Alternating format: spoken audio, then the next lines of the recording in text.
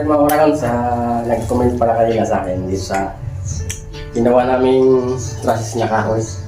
Sabi niya ano daw, yung texture daw, baka daw kalawangin dito sa kukulamber. So, hindi po yan kukulamber mga oragon. Ano po yan? Mahogany. Kahoy na kahoy po yung mahogany. Hindi po yan kukulamber. Yan, huwag po kayong mag-alala dahil hindi po yan kukuna.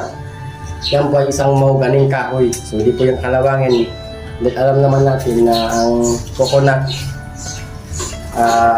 lumber ay isang isang acid. Kasi may acid yung coconut lumber natin. Siyempre pag binalinan mo talaga yun, o binalinan mo ng pako, talaga matik yung kakalawangin, pati yero kakalawangin. Pero dito po, huwag po kayong mga lalaki kasi yan.